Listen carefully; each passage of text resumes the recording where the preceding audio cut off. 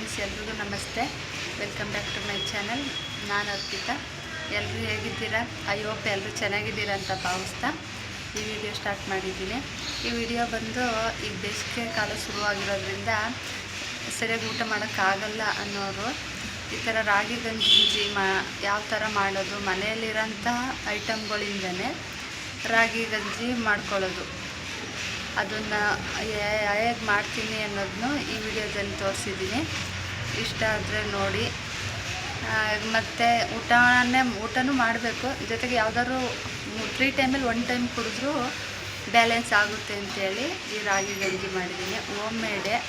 ನೋಡ್ಕೊಬನ್ನಿ ಯಾವ ರೀತಿ ಇರುತ್ತೆ ಅಂತ. ನೋಡಿ, ಈ ಥರ ಇರುತ್ತೆ. ನೋಡೋಕ್ಕೆ ಸಿಲ್ವಾಗಿ ಕಾಣಿಸಿದ್ರು ಗಟ್ಟಿಯಾಗೆ ಬರುತ್ತೆ.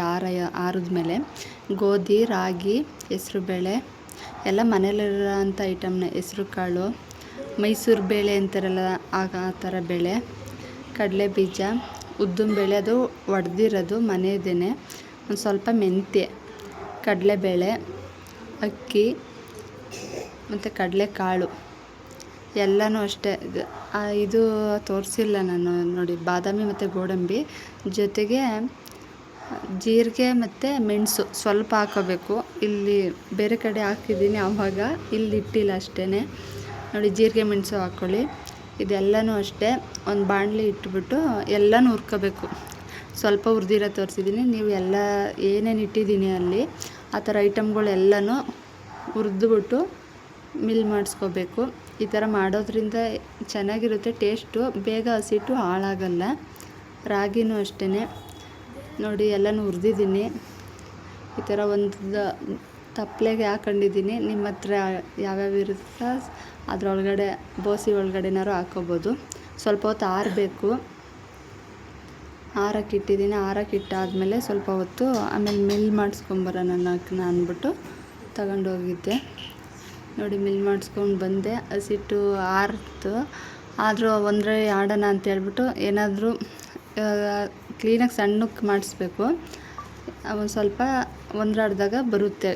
ಮೇಲ್ಗಡೆದು ದುಸಿ ಥರ ಇರುತ್ತಲ್ಲ ಸಿಪ್ಪೆ, ಅದು ನೋಡಿ ಅದೆಲ್ಲ ಬಾಕ್ಸ್ಗೆ ಸ್ವಲ್ಪ ಹಾಕೊಂಡು ಈಗ ಹೇಗೆ ಮಾಡೋದು ಅಂತ ನೋಡ್ತಾ ಇದ್ದೀರಾ. ನೀರು ಹಾಕ್ಬಿಡ್ಬೇಕು. ಸ್ವಲ್ಪ ಒಂದು 2 ಲೋಟದಷ್ಟೇ ಹಾಕ್ಕೊಳ್ಳಿ. ಹಸಿಟ್ಟು ಒಂದೂವರೆ ಸ್ಪೂನು ಇಲ್ಲ 2 ಸ್ಪೂನು ಹಾಕೊಂಡ್ರೆ ಸಾಕಾಗುತ್ತೆ. ಇಬ್ಬರು ಕುಡಿಬೋದು ಒಂದೊಂದು ಲೋಟದಲ್ಲೇ. ಈಗ ನೀರು ಒಂದು ಸ್ವಲ್ಪ ಕಾದೈತೆ. ಕಾದಾದಮೇಲೆ ಹಸಿಟ್ಟು ತಗೊಂಡಿರ್ತೀನಲ್ಲ ಅದಕ್ಕೆ ಒಂದು ಸ್ವಲ್ಪ ನೀರು ಹಾಕಿ ಗಂಟಾಗದಂತೆ ಕಲಿಸ್ಕೋಬೇಕು. ಒಂದು ಸ್ವಲ್ಪ ನೀರು ಹಾಕಿನೇ ತೆಳ್ಳಗೆ. ಅದು ನೀರು ಅವಲ್ಲಿ ಮಡಗಿರೋ ನೀರು ಮಳ್ಳ ಐತೇನೆ ಈ ಹಸಿಟ್ಟದ್ದು ಹಾಕೋಬೇಕು ಅದರೊಳಗಡೆ. ಇದು ಕುಡಿಯೋದ್ರಿಂದ ಸೂಪ್ ಚೆನ್ನಾಗೇ ಇತ್ತು. ನೋಡಿ, ಬೇಕಾದ್ರೆ ಒಂದು ಸಲ ಟ್ರೈ ಮಾಡಿ ನೋಡಿ, ಚೆನ್ನಾಗೈತೆ. ಈ ಥರ ಅದ್ರ ಕಾದಾದ್ಮೇಲೆ ಈ ಹಸಿಟ್ಟನ್ನ ಕಲಿಸ್ಕೊಂಡಿರೋದನ್ನ ಅದರೊಳಗಡೆ ಹಾಕೋಬೇಕು. ಆಮೇಲೆ ಹಾಕೊಂಡಾದ್ಮೇಲೆ ಅಲ್ಲೇ ತಿರುತ್ತಾ ಇರಬೇಕು ಸೌಟೇಲಿ, ಇಲ್ಲಾಂದರೆ ಗಂಟಾಗ್ಬಿಡುತ್ತೆ. ನೋಡೋಕ್ಕಿಷ್ಟು ತೆಳು ಕಾಣಿಸ್ತಾ ಇರುತ್ತೆ. ಆಮೇಲೆ ಬೇಯ್ತಾ ಸ್ವಲ್ಪ ಗಟ್ಟಿ ಬರುತ್ತೆ, ಥಿಕ್ನೆಸ್ ಆಗುತ್ತೆ. ಜೊತೆಗೆ ಇನ್ನೂ ಆರೋದ್ಮೇಲೆ ಅದು ತಣ್ಣಗಾದ್ಮೇಲೆ ಮತ್ತು ಇನ್ನೂ ಜಾಸ್ತಿ ಗಟ್ಟಿನೇ ಬರುತ್ತೆ. ಈಗ ಒಂದು ಸ್ವಲ್ಪ ಉಪ್ಪು ಹಾಕೋತಾ ಇದ್ದೀನಿ ರುಚಿಗೆ ಅಂತ ಹೇಳ್ಬಿಟ್ಟು. ಹಾಗೆ ಕುಡಿದ್ರೂ ಆಗುತ್ತೆ, ಸ್ವಲ್ಪ ರುಚಿಗೆ ಅಂತ ಹೇಳ್ಬಿಟ್ಟು. ನೋಡಿ, ಈ ಥರ ಚೆನ್ನಾಗೇ ಕುದೀತೈತೆ. ಈ ಥರ ಕುದ್ದಿದೆ. ಸ್ವಲ್ಪ ಹೊತ್ತು ಅದು ಆ ಥರ ಕುದಿಯೋಕ್ಕೆ ಬಿಟ್ಬಿಟ್ರೆ ಚೆನ್ನಾಗಾಗುತ್ತೆ. ಎಲ್ಲ ಹುರಿದೇ ತಾನೇ ಐಟಮ್ ಹಾಕಿರೋದು, ಹಂಗಾಗಿ ಹಸಿಟ್ಟು ಏನೂ ಹಾಳಾಗಲ್ಲ ಬೇಗನೆ, ಎಷ್ಟು ದಿನ ಬೇಕಾದರೂ ಇರುತ್ತೆ. ನೋಡಿ, ಈ ಥರ ಗಂಜಿ ಇನ್ನು ಆರಾದ್ಮೇಲೆ ನೋಡಿ ಇಷ್ಟೇ ಆಗೋದು. ನಿಮ್ಗೆ ಎಷ್ಟು ಬೇಕೋ ಅಳತೆ ಮಾಡಿಕೊಂಡು ಮಾಡ್ಕೊಳ್ಳಿ.